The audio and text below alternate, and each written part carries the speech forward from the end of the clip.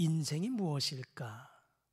죄송하지만 연배가 많으신 인생의 삶을 많이 살아오신 우리 여러 성도님들 앞에서 인생을 말씀드리기가 참 죄송스럽습니다마는 성경에서 우리 인생을 무엇라고 말씀하시는가?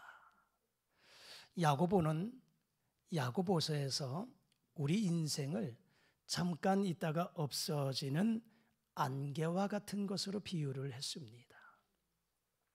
그런가 하면 베드로는 우리 인생이 들의 풀과 같다. 그리고 그 영광은 풀의 꽃과 같은 것으로 비유를 했습니다. 그런가 하면 사도 바울은 오늘 우리가 함께 읽은 디모데후서 이 4장 6, 7, 8절에서 보니까 우리의 인생을 경주자로 비유를 했습니다. 경주자. 그가 고백하기를 내가 선한 싸움을 싸우고 나의 달려갈 길을 마쳤다. 그리고 믿음을 지켰다. 이렇게 고백합니다. 선한 싸움을 싸웠다. 달려갈 길을 마쳤다. 이렇게 인생을 경주자로 비유해 주고 있습니다. 여러분, 우리 인생은 출발점이 있고 그리고 코스가 있고 그리고 결승점인 종착점도 있습니다. 다시 말하자면 우리 인생은 시작이 있으며 끝이 있다라고 하는 것을 이야기해 주고 있는 것입니다. 인생의 경주자는 어떠한 마음과 어떠한 자세로 살아야 되는지를 오늘 본문 말씀을 좀 생각해 보면서 함께 은혜를 나누기를 원합니다. 저와 여러분 모두가 인생의 경주자로 출발선에서 출발을 했고 그리고 여러 과정, 코스를 지나와서 이제 어떠한 분은 목적지를 앞에 두고 있는 분도 있고요. 또 지금도 그 과정의 길을 걸어가면서 종착점을 향해서 달려나가고 있는 인생의 경주자로 함께 저와 여러분들이 인생을 살아가고 있다고 볼 수가 있습니다. 어떠한 마음 자세로 살아가야 될 것인가를 바울의 고백을 생각하면서 한번 세 가지만 한번 말씀을 통해서 은혜를 나누기를 원합니다. 첫 번째 우리 인생의 경주자는 끝이 있는 인생임을 알아야 됩니다. 인생의 경주자는 끝이 있는 인생임을 알아야 된다. 오늘 본문의 말씀 6절의 말씀을 자막과 함께 읽어보시겠습니다. 시작. 전제와 같이 내가 벌써 부어지고 나의 떠날 시각이 가까웠도다. 아멘. 여기 전제와 같이 내가 벌써 부어지고 그런 말씀이 나와요. 전제는 제사의 내용이에요. 전제는 제사를 드릴 때 포도주를 부어드리는 제사입니다. 레위기 1장에서부터 5장까지 하나님께서 모세를 통해서 하나님 앞에 드리는 제사법, 오늘 예배지요. 예배에 대한 말씀을 하시면서 이 전제라고 하는 것, 포도주를 부어드리는 제사인데 이것은 보통 제물을 불사르는, 제물을 태워서 드리는 번제의 제사. 번제는 제물을 완전히 태워서 하나님 앞에 올려드리는 제사입니다. 그런데 불태우기 이전에 그 제물 위에 포도주를 붓는 것이 전제입니다. 자, 그런데 바울이 오늘 6절에서 말씀하잖아요. 전제와 같이 내가 벌써 부어졌다 이렇게 말하고 있는 것은 지금 바울은 복음을 전하다가 감옥에 갇혀서 죽음을 앞두고 있는 상황입니다. 그러니까 그것을 지금 바울은 인식하고 있는 거예요.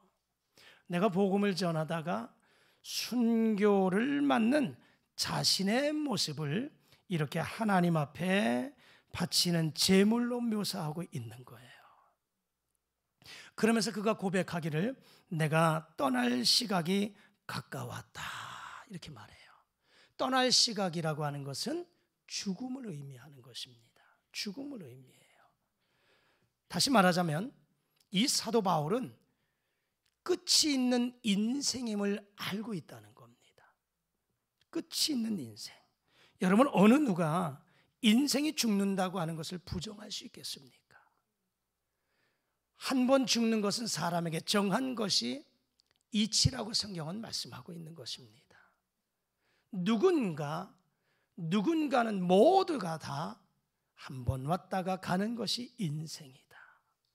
예수 믿는 사람이나 믿지 않는 사람이나 누구에게나 거쳐야 할 과정 중에 하나는 고난이요, 하나는 죽음입니다. 여기에서 자유할 수가 없습니다.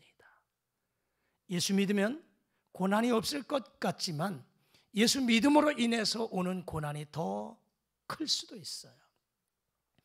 내가 예수 믿지 않았을 때 당했던 고난, 그것이 믿음으로 말미암아 믿음 생활 가운데에서 내가 믿음을 지키기 위해서 그것 때문에 당하는 고난이 있을 수 있어요. 그러기에 어느 누구든지 고난이라고 하는 것을 피해갈 수가 없습니다. 그리고 하나는 죽음입니다. 아무리 건강한 사람도, 아무리 물질이 많은 사람도, 아무리 많이 배운 사람도 때가 되면 하나님의 부름을 받게 되는 죽음이라고 하는 과정, 그것을 거쳐야 된다는 것입니다.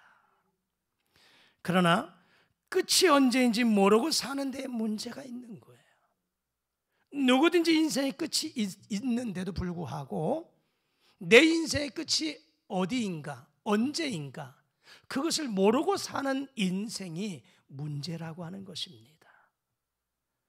여러분, 사람에겐 분명한 시작과 끝이 있습니다. 전도서 기자는 솔로몬이 전도서 3장 1절에서 범사의 기한이 있고 천하의 만사의 때가 있다 이렇게 말씀합니다. 그래서 날 때가 있고 죽을 때가 있다고 이야기하고요, 심을 때가 있고 심은 것을 뽑을 때가 있다고 말씀합니다. 울 때가 있고 웃을 때가 있다고 말씀하고요, 그리고 슬퍼할 때가 있는가 하면 춤출 때가 있다고 말씀하고 있습니다. 여러분, 건강해도 언젠가는 병들 때가 있습니다. 언젠가는 내가 지금 힘이 있다 할지라도 언젠가는 그 힘이 약해질 때가 있습니다. 아무리 내가 재산을 많이 모아서 은행에다가 맡겨두었다 할지라도, 금고에다가 잘 보관해 놓았다 할지라도, 그런데 그것을 내놓아야 할 때가 있습니다.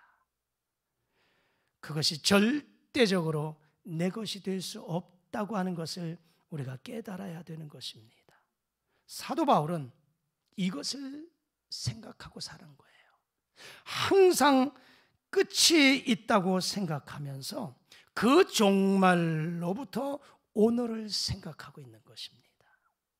바울은 그래서 내가 주님 앞에 서는 날 어떠한 모습으로 설까를 생각하면서 그 인생의 종착점, 그 목표를 항상 마음에 두고 살아왔다 하는 것입니다.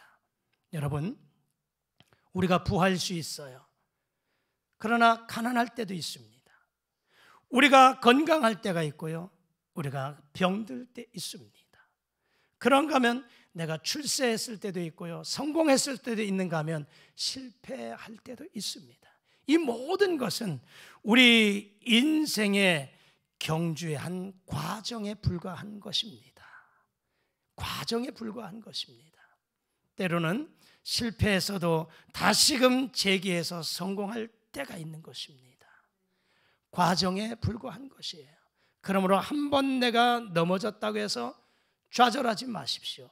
다시 일어설 때가 있고요, 이런 과정을 반복하면서 결국은 우리의 인생의 종착점에 도착하게 될 때가 있다라고 하는 것입니다. 우리는 지나가는 일에 너무 마음을 쓰고 결정적인 장래에 대해서는 잊고 살아갈 때 그럴 때가 너무 많잖아요. 그런데 우리 인생이 끝이 있음을 우리 인생 알아야 된다고 하는 것을 이 말씀을 통해서 생각하게 됩니다. 여러분, 내 인생의 출발이 내 마음대로 됩니까? 안 되는 것이지요. 내가 태어날 때에 부모님을 선택하고 내가 언제 태어나겠다 자기 생일을 결정하고 태어나는 사람이 있습니까? 아무도 없는 것입니다. 아무도 없어요. 출발이 내 마음대로 되지 않는 것처럼 종착점인 즉 떠날 때도 내 마음대로 되지 않는 것이 우리 인생입니다. 그렇잖아요. 내가 조금 더 생을 붙잡고 싶어도 하나님이 이젠 됐다 내려놓고 와라 하면 한 거 할 수 없이 가야 되는 것이 우리 인생입니다. 내 마음대로 할 수 없는 것이 우리 인생이다 하는 것을 이야기해 주고 있습니다. 그래서 오늘 사도 바울은 말합니다. 나의 떠날 시각이 가까웠다. 그런데 이제후로는 나를 위하여 의의 면류관이 예비되었으므로 주 곧 의로우신 재판장이 그날에 내게 주실 것이다. 이렇게 고백합니다. 바울은 의로우신 재판장을 눈앞에 보면서 오늘을 살아가고 있는 것입니다. 바라기는 저와 여러분의 인생, 내 인생의 끝이 있음을 알고 그리고 의로우신 재판장 되신 하나님을 바라보면서 그 앞에서 오늘도 하루를 살아가는 내 인생임을 기억하면서 오늘도 살아가실 수 있기를 주의 이름으로 축복합니다. 두 번째, 우리는 이 말씀 속에서 우리 인생이 어떤 것을 알아야 될까? 인생의 경주자는 분명한 인생의 목표를 가지고 살아야 됨을 우리에게 말씀해 주고 있습니다. 자, 고린도전서 9장 26절을 우리 자막과 함께 보실까요? 자, 시작. 그러므로 나는 다름질하기를 향방 없는 것 같이 아니하고 싸우기를 허공을 치는 것 같이 아니하며. 아멘. 오늘 바울은 고백합니다. 나는 다름질하기를 향방 없는 것 같이 아니했다는 거예요. 향방이 뭡니까? 방향입니다. 목적지입니다. 목표점이에요. 바울은 그 인생의 경주를 분명한 목표를 가지고 달렸다라고 고백하는 거예요. 여러분, 달리기를 하되 달리는 방향이 중요한 것입니다. 출발선에 육상 선수들이 다 동일하게 서 있습니다. 꼬린 지점은 바로 앞에 있는 목표점이에요. 100m 단거리 선수들은 100m 앞에 꼬린 지점이 목표점입니다. 심판에 의해서 호각소리와 함께 출발 신호와 함께 출발합니다.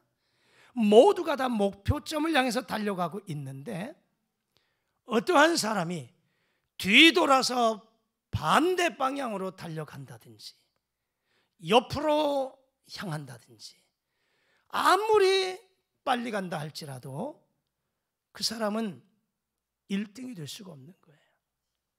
목표점에 도달하지 못하는 것이고 인정을 받지 못하는 것입니다. 달려도 목표점, 방향이 중요합니다. 목표도 없이 그리고 목표와 정반대 방향으로 달린다면 그것만큼 낭비가 없습니다. 여러분, 여러분의 인생의 경주자로 달려가시되 방향 없이 목표 없이 그저 엉뚱한 것으로 달려가는 인생들 되지 않기를 주의 이름으로 축복합니다. 바울은 이렇게 또 고백합니다. 빌립보서 3장 12절에서 자막과 함께 우리 한번 읽어보실까요? 시작. 내가 이미 얻었다 함도 아니요 온전히 이루었다 함도 아니라 오직 내가 그리스도 예수께 잡힌 바 된 그것을 잡으려고 달려가노라. 아멘. 바울은 달려가는데 내가 그리스도 예수께 잡힌 바 된 그것을 잡으려고 달려간다는 거예요. 목표가 명확합니다. 목표가 명확합니다. 그 목표는 내가 세운 목표가 아니라 주님이 붙잡아 주신 그 목표, 주님이 세워주신 목표, 주님께 붙잡힌 바 된 그것이 바울의 목표, 그리고 달려갈 목적지였습니다. 그래서 바울이 그렇게 고백하는 거예요. 오직 내가 그리스도 예수께 잡힌 바 된 그것을 잡으려고 달려간다는 것입니다. 저와 여러분 모두가 바울의 고백처럼 주님이 우리에게 정해 놓으신 그 목적지가 있습니다. 우리를 붙잡아 주신 그 방향, 그곳이 있습니다. 그곳을 바라보면서 오늘도 뚜벅뚜벅 걸어가시고 달려가실 수 있기를 주의 이름으로 축복합니다. 여러분, 방향, 목적지도 중요하지만 달려가는 사람들에게 있어서는 또 하나 중요한 것은 코스입니다. 코스, 이건 하나의 과정이라고 이야기할 수 있습니다. 목표도 중요하지만 목표로 가는 그 길이 중요하다, 이 말입니다. 하나님께서는 모든 인생들에게 정해 주신 코스가 있습니다. 그 과정이 있습니다. 어떤 사람은요, 짧은 코스가 있어요. 그런가 하면 어떤 사람은 아주 긴 코스가 있어요. 어떤 사람은요, 장애물 경기처럼 너무나도 어렵고 힘든 그 과정이 있어요. 반면에 어떤 사람은 탄탄대로와 같은 그 길이 있어요. 목회도 그래요. 목회도 어떤 목사님은 탄탄대로, 그리고 아주 그 목회의 과정이 아주 순탄한 목사님이 계세요. 그런 어떤 목사님은 정말 이 장애물 경기하는 것처럼 하나의 허들을 뛰어넘으면 또 하나의 허들이 기다리고 있어. 그래서 이 장애물을 하나 통과하면 또 다른 장애물을 통과해야만 목적지를 가는 목사님도 있어요. 동일하지 않습니다. 여러분은 어떻습니까? 여러분의 인생 짧은 코스가 있고 어떤 분은 긴 코스가 있어요. 목적지를 향해 가는데 단거리, 장거리, 구불구불 직선, 험준한 길, 평탄한 길, 이게 우리 인생이에요. 그런데 이건 내가 정한 것이 아니고 내가 만든 것이 아니고 하나님께서 우리 인생들을 그렇게 정해 놓으신 코스, 과정이다라고 하는 거예요. 그러므로 여러분, 우리 앞에 당한 코스가 비록 어렵고 험하다 할지라도 이것이 내가 가야 할 과정이라면, 이 인생의 경주자로 내가 달려갈 길이라면 인정하면서 수용 자세로 그 길을 걸어가실 수 있기를 주의 이름으로 축복합니다. 여러분, 하나님께서 이스라엘 백성들을 이끌어 가시는 그 모습을 한번 보십시오. 애굽에서 나왔습니다. 그리고 그들을 약속의 땅 가나안으로 들어가게 하시는데, 하나님께서 그 어느 누구에게도 거기는 가는 시간이 얼마나 걸린다, 어느 누구에게도 너희들이 40년 동안 그 길을 걸어가야 된다, 그 많은 어려움을 겪어야만 간다, 가는 도중에 1세대들 다 죽을 것이다, 그 코스, 시간, 이것에 대해서 말씀하지 않았습니다. 언제 어떻게 가든 하나님께서 그들을 인도해 가셨습니다. 성경 한번 보실까요? 민수기 9장 17절 말씀 자막과 함께 읽겠습니다. 시작. 구름이 성막에서 떠오르는 때에는 이스라엘 자손이 곧 행진하였고 구름이 머무는 곳에 이스라엘 자손이 진을 쳤으니. 아멘. 하나님께서 이렇게 이스라엘 백성들을 인도해 가셨어요. 모세가 백성들에게 여러분 일어나서 텐트 정리하고 짐 정리해서 떠납시다 이래서 떠난 게 아니에요. 여러분 오늘 가다 힘드니까 여기서 좀 쉽시다, 장막을 칩시다 이러지 않았어요. 하나님께서 구름으로 그들을 인도해 가셨어요. 하나님이 구름이 떠오르게 하면 이들이 이동하게 하셨어요. 행진했어요. 구름이 머무는 그 시간까지. 그리고 거기에 진을 치고 나는 떠나고 싶어도, 다음날 떠나고 싶어도 하나님께서 구름으로 그들을 인도해 가지 않으셨으면 무작정 기다렸습니다. 이렇게 해서 40년의 과정을 거쳤습니다. 애굽에서 나와서 약속의 땅 가나안을 가려면 사실은 2주 정도면 갑니다. 그냥 직선 짧은 코스 그냥 바로 가도 2주 정도면 가요.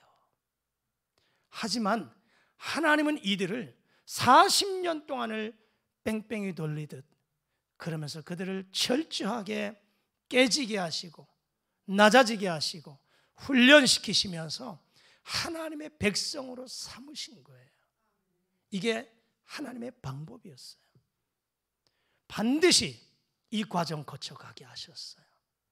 그리고 하나님은 약속하신 대로 약속의 땅 가나안 땅에 들어가게 하셨거든요. 그런데 과정, 그 코스가 있었습니다. 이 과정 속에 원망하고 불평하고 나 못 가겠다, 나 죽겠다 말했던 사람들은 그 땅에서 다 죽고 말았습니다. 하나님이 행하시는 그 모습에 반기를 들고 지도자 모세와 아론을 향해서 죽일 듯 반기를 든 것은 하나님이 세우신 모세를 향하여 대항한 것은 하나님을 향해서 대항한 것으로 하나님이 인정하셔서 그들 그 땅에서 다 죽게 하셨어요. 심지어 반역하던 반역자들 하나님은 땅을 가르셔서 그들을 다 지하에 가두어 버리고 말았습니다. 이 모든 과정 속에 못 가겠다, 못 하겠다, 힘들다, 원망하고 불평하고 대항했던 그들은 약속의 땅을 밟지 못했던 거예요. 왜요? 하나님께서 정하신 코스가 있었단 말입니다. 그 과정의 길이 있었단 말입니다. 그런데 이것을 인정하지 않고 순종하지 않고 그 길을 가지 못하겠다고 했던 이들, 결국 그들을 약속의 땅으로 들이지 않으셨어요. 그러나 그 과정 속에서 우리가 가야 할 길이 이 길임을 인정하고 험난해도 어려워도 힘들어도 그 길을 가야 할 길임을 인정하고 순종하며 나갔던 사람들만이 약속의 땅 가나안을 밟은 줄 믿습니다. 마찬가지로 저와 여러분들에게 하나님이 정해주신 코스가 있습니다. 하나님이 정해주신 코스가 있어요. 그것 여러분 인정하면서 불평하지 마십시오. 하나님, 저 사람은 왜 단거리입니까? 그런데 왜 나는 이렇게 장거리를 가야 됩니까? 하나님, 저 사람은 아주 탄탄대로인데 왜 내게는 이렇게 어렵고 힘든 고난의 길을 걸어가게 하십니까? 그러다 보면 원망하게 돼요. 그러다 보면 불평하게 돼요. 거기에는 감사가 사라집니다. 내가 가야 할 길이 이 길이라면, 내가 걸어가야 할 코스가 이 코스라면, 그러나 여러분 원망하거나 불평하지 마십시오. 어떠한 상황에 있다 할지라도 하나님이 인도해 가시는 그대로 묵묵히 감사하며 따라갈 수 있기를 주의 이름으로 축복합니다. 이것이 믿음 있는 사람의 자세입니다. 그러므로 인생의 경주자는 분명한 목표점이 있다는 것과 그리고 그 가는 과정, 코스가 있다는 것 기억하셔서 여러분 목표점을 바라보면서 그리고 모든 과정에 그 코스가 있다 할지라도 어려워도 그 길 내가 가야 할 길임을 인정하고 수용 자세로 묵묵히 걸어가 승리할 수 있기를 주의 이름으로 축복합니다. 마지막 세 번째, 우리 인생의 경주자는 믿음을 지키고 살아야 된다는 것을 우리에게 말씀해 주고 있습니다. 믿음을 지키고 살아야 된다. 본문의 말씀 7절 우리 다 같이 한번 읽어보십니다. 시작. 나는 선한 싸움을 싸우고 나의 달려갈 길을 마치고 믿음을 지켰으니. 아멘. 여러분, 우리 인생을 얼마나 오래 살았는가 보다는 내가 어떻게 살았는가가 더 중요한 줄 믿습니다. 오늘 바울은 그렇게 고백합니다. 내가 선한 싸움을 싸웠다. 나의 달려갈 길을 마쳤다. 그리고 내가 믿음을 지켰다. 이렇게 고백하고 있습니다. 다시 말하자면 이것은 하나님이 바울에게 정해주신 코스, 그 모든 과정대로 길을 다 갔고 오직 믿음을 지켰다고 고백하고 있습니다. 여러분, 결정적인 승패는 믿음에 있는 줄 믿습니다. 믿음에 있습니다. 다 얻었다 할지라도 믿음을 잃어버리고 믿음에 금이 간다면 이것은 실패하는 것입니다. 우리가 하나님을 고백하며 하나님 앞에 나아갈 수 있는 티켓은 오직 믿음뿐인 줄 믿으시기를 축복합니다. 마태복음 7장 21절 말씀에 가서 보면 나더러 주여 주여 하는 자마다 다 천국에 들어갈 것이 아니요 아버지의 뜻대로 행하는 자라야 천국에 들어갈 것이다 라고 주님 말씀하십니다. 그런데 많은 사람들이 예수님께 이렇게 고백합니다. 주여, 제가 주의 이름으로 귀신들을 내어 쫓았습니다. 내가 주의 이름으로 많은 권능을 행하였습니다. 제가 주의 이름으로 선지자 노릇했습니다. 이렇게 이야기할 때 우리 주님은 뭐라 말씀하십니까? 불법을 행하는 자들아 내게서 떠나가라. 내가 너를 도무지 알지 못한다고 말씀하셨습니다. 우리는 이 말씀 속에서 깨달을 수 있는 교훈이 무엇인가? 그것은 내가 이 땅에서 주님의 이름으로 병을 고치고 주님의 이름으로 많은 권능을 행하였다. 대단한 일입니다. 그러나 그것 가지고 주님 앞에 나갈 수 없다는 거예요. 그것 가지고 천국문을 열고 주님 앞에 갈 수 없다라고 하는 겁니다. 오직 주님 앞에 갈 수 있는 열쇠는 신실한 순수한 믿음을 가지고 그 믿음을 지키는 것이 더 중요하다는 것을 말씀합니다. 여러분, 바울은 그렇게 고백하잖아요. 나의 달려갈 길을 다 마쳤다. 내가 믿음을 지켰다. 이렇게 고백합니다. 신앙의 경주자가 내게 허락된 믿음의 길, 이 믿음을 지켜나가는 것이 소중합니다. 여러분이 지켜야 할 믿음 누구한테 양보하지 마십시오. 내가 지켜야 됩니다. 내 믿음 내가 지켜서 마지막까지 승리자의 길을 걸어가실 수 있기를 축복합니다. 바울은 마지막에 그렇게 고백하잖아요. 내가 믿음을 지켰으니 이제후로는 나를 위하여 의의 면류관이 예비되었다. 그런데 내게만이 아니라 주의 나타나심을 사모하는 모든 자에게도 이와 같은 은혜를 주시마라고 권면하고 있는 것입니다. 바울이 확실한 믿음을 가지고 이 소망 가지고 신앙의 경주자, 인생의 경주자, 승리의 길을 걸어갔어요. 그래서 선한 싸움 싸우고 달려갈 길 다 마치고 믿음 지켰더니 이제 나를 위해서 의의 면류관이 예비되었다 하는 것을 바울은 기대하면서 소망 가운데 살았어요. 그런데 바울만이 아니라 여러분들도 이와 같은 모습으로 살아드려서 인생의 승리자, 믿음의 승리자가 되십시오. 그리고 면류관의 주인공이 되십시오라고 권면하고 있습니다. 바라기는 11월 이 한 달 그리고 남은 여생 우리 인생의 승리자가 되실 수 있기를 주의 이름으로 축복합니다. 그러기 위해서는 인생의 경주자, 끝이 있는 인생임을 알아야 됩니다. 인생의 경주자, 분명한 인생의 목표를 가지고 나가야 됩니다. 또한 내게 정해 주신 코스, 과정이 있다고 하는 것을 인정하고 불평하지 말고 감당해 가십시오. 그리고 인생의 경주자, 믿음을 지키고 살아야 된다는 이 말씀 기억하면서 남은 여생 여러분 모두가 인생의 승리자로 주님 앞에 설 수 있기를 주의 이름으로 축복합니다. 기도하십니다. 좋으신 우리 아버지 하나님 감사합니다. 우리 인생을 여러 가지로 비유해 주고 있는데 경주자로 바울은 고백합니다. 하나님, 우리 인생 출발점이 있고 과정이 있고 목표점이 있음을 깨닫게 하시고 끝이 있는 인생임을 알며 살아가게 하여 주옵소서.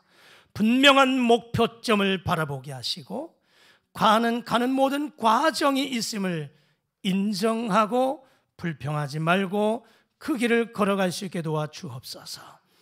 또한 믿음을 지켜나가게 하셔서 나에게 부여된 하나님이 예비하신 놀라운 면류관의 주인공이 되기를 소망하며 오늘도 뚜벅뚜벅 인생의 승리자로 그 길을 걸어가는 경주자들 되게 하여 주시옵소서. 예수님의 이름으로 기도드리옵나이다. 아멘.